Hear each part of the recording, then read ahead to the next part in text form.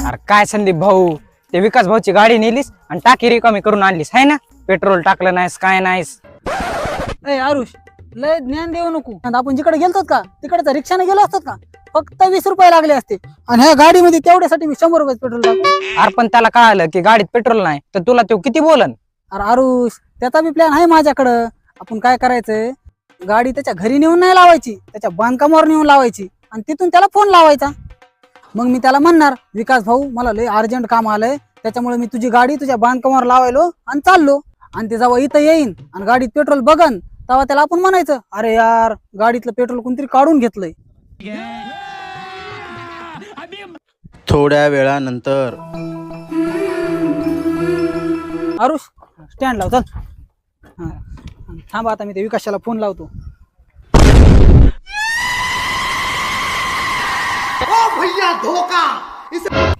अरे संदीप, अरे बरं झालं आला. अरे तुझी वाट बघू लागलो मी येड्या.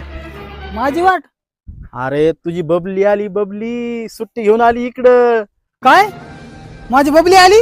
तुझा फोन लागत नव्हता म्हणून तिने मला फोन लावला. ती म्हणली मी आले पण 4-5 घंट्यासाठी आहे, मला आज वापस जायचं लगेच कॉलेजला. तुला जर तिला भेटायचं असेल ना भाऊ, तर लगेच निघावं लागणार आपल्याला. मला काय दम निघा नाही. चला बरं लवकर. चला लवकर चला, मागं बसा. आता रिक्षा बिक्षा काय लागणार नाही. चला. ये फंस गया सीएम, भारी मिस्टेक हो गया सर. चला की काय झालंय. अरे बस ना, जायचं नाही का तुला भेटाय तिला. अरे विकास भाऊ, रिक्षानं जाऊ ना, गाडीत पेट्रोल नाही. अबे यार, पेट्रोल नाही हो टाकलं तू. आता काय करायचं रे विकास भाऊ? आता एकच होऊ शकतंय, त्या आपाची कार घेऊ भाड्यानं आणि तिला भेटायला जाऊ.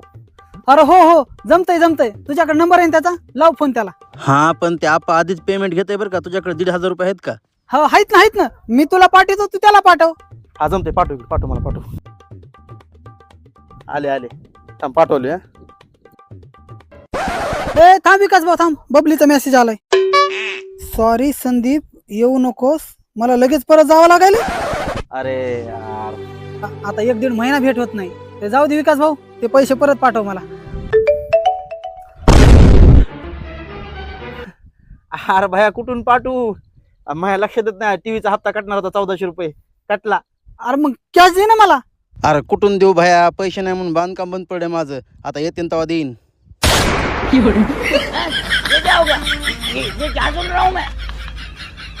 संदीप भाऊ, हे 100चं पेट्रोल टाकलं असतं तर तुझे 1,500 रुपये वाचले असते बरं का.